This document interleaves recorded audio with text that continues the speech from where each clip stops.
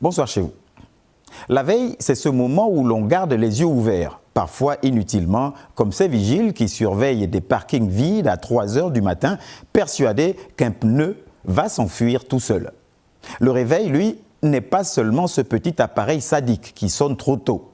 C'est aussi le sursaut, la prise de conscience, la sortie brutale d'un état à un autre. Bref, la gifle sonore qui nous arrache au confort de l'oubli. Ce petit électrochoc qui nous rappelle qu'on n'était pas mort, juste endormi, parfois profondément. Veille et réveil, deux mots simples, deux réalités opposées, mais qui ensemble dessinent le tempo de nos vies et de notre politique. En politique, la grande rencontre des bâtisseurs le week-end écoulé a sonné comme une alarme. Ils veulent s'implanter partout, façon veille stratégique. Une veille pour préserver les acquis, comme on garde jalousement son dernier paquet de sucre en période de pénurie. Une veille pour non seulement grappiller, mais aussi et surtout préserver les déjà acquis. Mais attention, au même moment, le pluralisme politique, qu'on croyait en hibernation prolongée, a décidé de se réveiller. Un réveil appelant à la mobilisation nationale, comme en réponse à la décision de veille du camp d'en face. Une veille, un réveil pour la vitalité de la culture démocratique. Quoi de plus normal? Mars, mois des naissances politiques, n'a pas failli à sa réputation. 12 mars 68, nul besoin de citer les contemporains. 10 mars 90, le PGP, Parti gabonais du progrès. Bref, mars, c'est le mois où la démocratie gabonaise aime souffler ses bougies.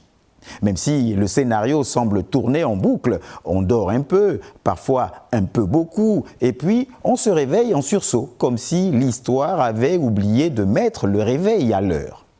Sur le plan social, la veille ici, c'est celle autour des branchements directs au poteau de la SEEG. On ne lève plus les yeux au ciel pour prier, mais pour vérifier si le voisin n'a pas branché son câble façon Tarzan. Une veille directement liée au miracle quant au réveil d'une communication dynamique sur l'eau et l'énergie. Une communication franche, appréciée par le plus grand nombre. Le chef suprême, piqué à vif, a fait comprendre que l'eau et la lumière ne sont pas des options, mais des droits. Résultat, tout le monde est désormais en veille permanente, scrutant les poteaux comme si c'était des œuvres d'art contemporaines. Comme quoi, parfois le réveil d'en haut provoque la veille d'en bas. On ne marche plus les yeux au sol, mais le regard rivé au poteau, comme si les solutions venaient du ciel. Et puis il y a le sport. Ah, le sport. Le championnat national a enfin connu son réveil ce week-end du côté de la ville du Grand Blanc. Mais attention, un réveil sans veille, c'est comme un café sans sucre, amer et vite oublié. Il faudra une veille puissante, presque mystique, pour exorciser le sortilège qui pèse sur le national foot. Car ce championnat ressemble à un dormeur capricieux. Il se réveille, puis se rendort aussitôt. On dirait un étudiant qui met son réveil à 6 heures, mais qui appuie sur snooze jusqu'à midi. Et pendant que les joueurs se réveillent sur le terrain, les supporters, eux, restent en veille sur le nom du prochain sélectionneur national. Une veille interminable, digne d'un feuilleton à rallonge où l'on attend le héros qui ne vient jamais. Alors, veille ou réveil?